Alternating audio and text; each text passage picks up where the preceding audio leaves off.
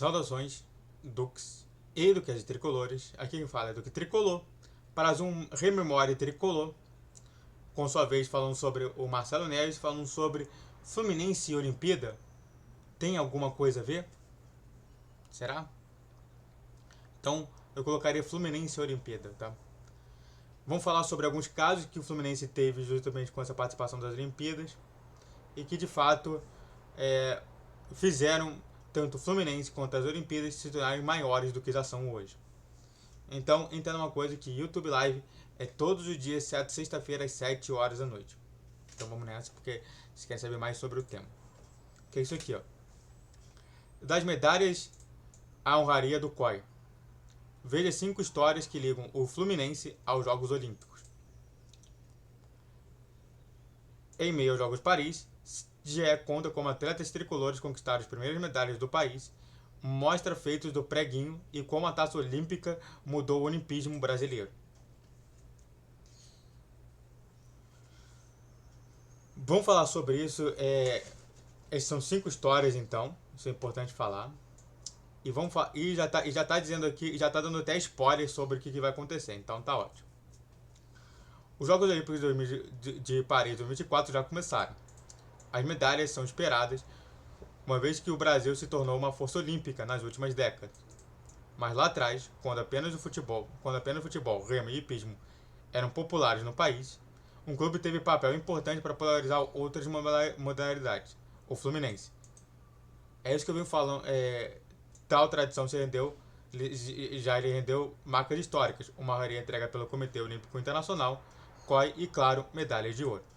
Só para falar aqui, quantas vezes eu falei para vocês sobre essa história de outros esportes, né? Eu falei sobre o basquete, que parece que o Fluminense já está começando a querer investir de novo. O Fluminense ele sempre foi investidor de vários outros esportes, mesmo ele sendo o Fluminense Futebol Clube. E é isso que eu quero que volte. Para isso a gente precisa de dinheiro, a gente precisa de um aporte financeiro legal, para isso precisa de uma SAF. Eu gostaria de ver, por exemplo, um jogo de basquete do Fluminense. Não posso. Eu gostaria de ver um jogo de vôlei masculino do Fluminense. Não posso. Será que em algum momento eu vou poder ver? Vários. Eu vou sair do jogo de futebol, vou entrar no jogo de vôlei, vou sair do jogo de vôlei, vou entrar no jogo de basquete, vou sair do jogo de basquete, vou entrar no jogo de hipismo e por aí vai. Será que eu posso fazer isso em algum momento da minha vida? É inspirado no clima olímpico que o GE aproveita para 5 histórias que ligam diretamente o tricolor das Laranjeiras aos Jogos Olímpicos. Tradição que se passa por personagens, instituições e seleções independentes da modalidade. Para começar, lembraremos a história de João Coelho Neto, o Preguinho, considerado à época como o maior atleta do mundo. Que até hoje, né? Se você pegar. Mas antes disso, se inscreva no canal, faça o ter para você que é curte, comente e compartilhe. Redes sociais de inscrição TV, todos os dias 10, 12, 20 horas. Pix na tela se quiser jogar qualquer valor e vamos nessa. Preguinho e suas ondas e modalidades. Até os dias atuais, há quem considere Preguinho como a atleta mais multifuncional do esporte olímpico brasileiro. Nessa reportagem estamos deixando de lado o futebol e feitos relevantes, como ser o primeiro capitão e autor do gol da seleção brasileira de Copas do Mundo. Por exemplo, o foco está nas outras modalidades olímpicas. Os elogios da empresa dos anos 30 relatam sobre ele. O Jornal Brasil afirmara que é difícil encontrar alguém que seja tão bom em tantas modalidades como o João Coelho Neto. São 11 modalidades. Vamos ver quais são? Ao todo são 11 modalidades que Preguinho se tornou um atleta de elite. Na época o termo profissional não existia porque o esporte era amador. Eles foram o futebol 1, natação 2, polo aquático 3, o basquete 4, o salto ornamental 5, o hóquei 6, o tênis 7, o atletismo 8, o tênis de mesa 9 e o vôlei 10. E também entra na lista o remo, mas não pelo Fluminense. Talvez seja pelo Flamengo. Em 1985, ele recebeu um troféu como forma de agradecimento por ser o atleta mais completo do mundo, né? E aqui você tem o troféu entregue a Preguinho. Então, O interessante aqui é que normalmente a natação e o polo aquático vêm juntos, o atletismo e o salto ornamental são muito juntos, o que são o tênis e o tênis de mesa também são juntos, né? Tem a mesma especificidade, mas não a mesma situação. A polêmica justamente é que tem o basquete, o vôlei, o hockey, que são diferentes, junto com o remo. Ou seja, é um cara que sabia fazer de tudo, né? Curiosamente, Preguinho nunca representou o Brasil em Olimpíada exatamente pela pouca expressão que o país tinha em outras modalidades, que não fossem o futebol, o remo e o pismo. Porém, costumeiramente era citado como potencial escolha dessas modalidades. Mas por viver no amadorismo, torcia o nariz. Ele nunca recebeu um centavo do Fluminense, tanto na era amadora quanto no profissionalismo em 2003. Que triste, né?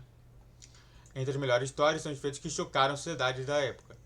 Em 25, disputou uma competição de natação na Baía da Guanabara e ficou em segundo lugar.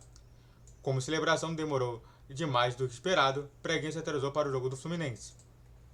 Decidiu ir correndo de Botafogo até Laranjeiras, chegou de roupão, de banho e vestiu seu uniforme já com a bola rolando. Conseguiu entrar em campo e ser campeão do torneio início. Imagina, assim, não, tá demorando muito pra receber a medalha, tchau, vocês me dão depois isso daí. Outra história marcante é a demonstração de amor ao próximo. Naquele mesmo ano, Preguinho decidiu que pararia de nadar, pois não estava conseguindo conciliar as várias modalidades com seu cargo ao Instituto Previdência e Aposentadoria dos Servidores do Estado, o IPAS. Mas devido a Armando Ferreira, o Armandinho voltou a praticar. O motivo era triste, o falecimento prematuro de seu melhor amigo devido ao choque anafilático. Logo na competição seguinte da natação, que Armandinho disputaria, Preguinho entrou no seu lugar e venceu mesmo sem qualquer tipo de preparação, e dedicou a medalha ao amigo. Que isso. Quando Preguinho tinha apenas 17 anos, ele chocou as páginas dos jornais ao vencer o famoso nadador Jorge Matos, considerado o número 1 do Brasil na época, e tornou-se o recordista sul-americano de 600 metros rasos com 1,852. Também o segundo maior cestinha da história do basquete do Fluminense. O desejo de ser muito esportivo com a inspiração humano, seu irmão, desde 7 anos. Na primeira oportunidade, entrou nas águas da praia do Flamengo para imitá-lo. A partir dali virou lenda. Preguinho faleceu em 79 e acumulou 3 medalhas de mérito junto ao governo brasileiro. E vai repetir isso daí sem contar com seus feitos no futebol. Que foram muitos. Jogos Latino-Americanos e a Taça Olímpica. A Taça Olímpica é um tema maior conhecimento para o torcedor tricolor. E eu já falei sobre isso no meu canal, tá? Eu já falei sobre isso aqui no meu canal. Existe lá a Taça Olímpica, então eu não vou falar sobre isso aqui. Eu vou pular isso aqui. Tá, mas eu já fiz isso no meu canal. As primeiras medalhas são do Fluminense. Se hoje o Brasil é uma força olímpica, lá atrás, quando quase nenhum país da América do Sul se dedicava ao evento, o Fluminense teve um papel decisivo na popularização de outros esportes. Por isso é natural que tenha sido o clube dos atletas a conquistar a primeira medalha de ouro do Brasil na história dos Jogos.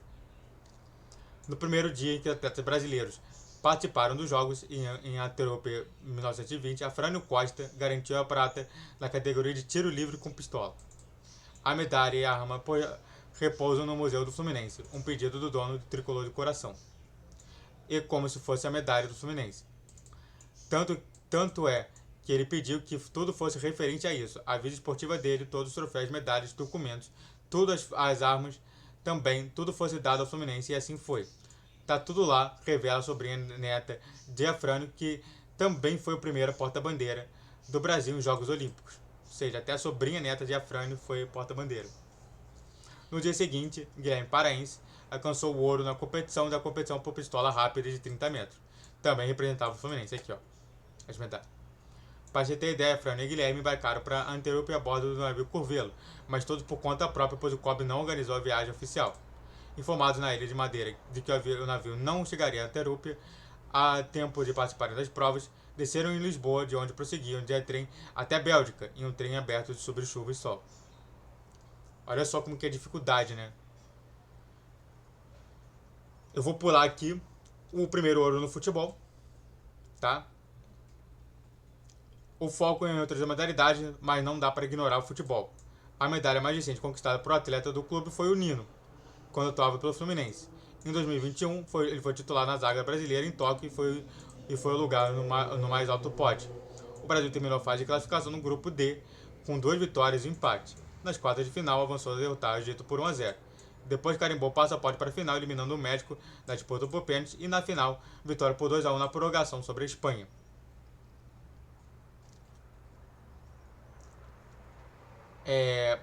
A medalha foi cedida pelo zagueiro e está exposta no Museu do Fluminense em Laranjeiras. Isso representa muito para mim. Eu devo muito ao Fluminense e o fato de estar aqui. Tenho certeza que eu represento o clube em todos os momentos. Fico muito feliz com o carinho que eu tenho recebido com a torcida, de todos que torcem e acompanham cada passo a passo que eu dou aqui no Japão. Fico muito feliz de ter entrado para a história do clube e poder representar a seleção aqui, declarou o jogador, e aqui está a medalha do Nino. E é isso. Temos aqui algumas histórias, eu dei resumido aqui, mas é isso. Você sabe de algumas delas? Muito obrigado a todos que assistiram, eu fico por aqui. Se inscreva no canal, faça o trilho para você que é curte, comédia, compartilhe.